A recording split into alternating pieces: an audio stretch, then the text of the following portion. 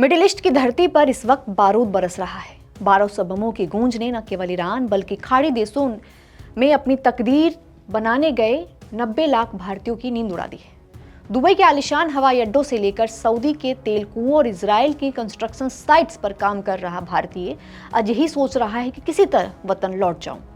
विपक्ष की तरफ से सरकार को कहा जा रहा है कि मिडिल ईस्ट में रह रहे भारतीयों की सुरक्षा का सबसे पहले ख्याल रखा जाए। आखिर मोदी सरकार इतनी बड़ी संख्या में भारतीयों को अब तक निकाल क्यों नहीं पाई है? वो कौन सी चुनौतियां हैं जो भारत के रास्ते का डोरा बनी हुई है? चलिए इस पर बात करते हैं। सबसे पहले ईरान को देखिए। ईरान में करीब 10,000 भारतीय हैं, जिनमें छात्र और व्यापारी शामिल हैं। इजराइल में 40,000 से ज्यादा भारतीय काम कर रहे हैं और वो सीधे युद्ध क्षेत्र में हैं। अगर पूरे गल्फ रीजन की बात करें तो कुवैत, कतर, यूएई, ओमान और सऊदी अरब को मिलाकर करीब 90 लाख भारतीय वहां रहते हैं। जंग शुरू होने के बाद से लोग बंकरों में रहने को मजबूर हैं, हवाई रास्ते बंद हैं और अंतर्राष्ट्रीय विमानन सेवा पूरी तरह चरमरा गई है। वैश्विक स्तर पर निर्धारित उड़ानों में से 7% उड़ानें रद्द हो चुकी है। 10 देशों की 1000 से ज्यादा उड़ानें हवा में नहीं बल्कि जमीन पर खड़ी है। मोदी सरकार ने यूक्रेन से छात्रों को निकाला था, तो फिर खाड़ी देश से क्यों नहीं निकाल पा रहे? अगर आपके दिमाग में एक ख्याल आ रहा है तो आप ये जान लीजिए कि यहाँ पर चुनौतियाँ बिल्कुल अलग है। सबसे अहम है संख्या। 90 लाख बड़ी संख्या होती है। इतने लोग वहाँ से आएंगे नहीं, लेकिन फिर भी अगर कुछ लोग भी अगर वहाँ से यहाँ आते हैं तो ये संख्या बहुत बड़ी है, और वो भी जंग के बीच में। दूसरा है एयर स्पेस का बंद होना। ईरान, जॉर्डन, लेबनान और इजराइल जैसे देशों ने अपने एयर स्पेस बंद कर दिए हैं। जब आसमान में मिसाइलें घूम रही हो तो सिविलियन विमानों को उड़ाना आत्मघाती हो सकता है। जमीनी रास्ता बंद है। यूक्रेन के दौरान पोलैंड और हंगरी जैसे पड़ोसी देश सुरक्षित थे, वहां से लोग पैदल जा सकते थे।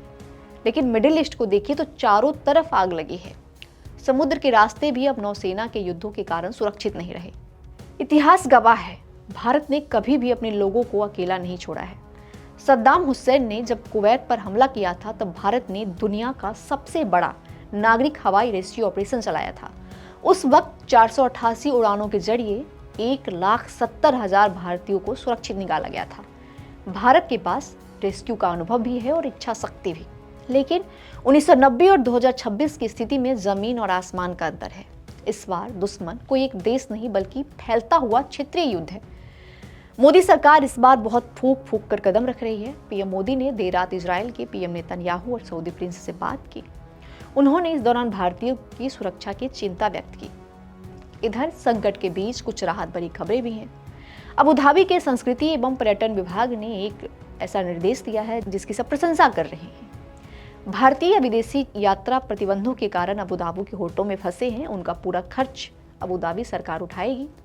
इधर भारत के दूतावास भी अलर्ट पर है। कुवैत, ओमान और लेबनान के दूतावासों ने इमरजेंसी एडवाइजरी जारी की है। कंट्रोल रूम्स बनाए गए हैं, लेकिन चुनौती यही है कि जब तक सीज फायर या फिर कोई सेफ कॉरिडोर नहीं बनता है तब तक रेस्क्यू शुरू करना मुश्किल है, क्योंकि मिसाइल हर तरफ आग बरसा रही है।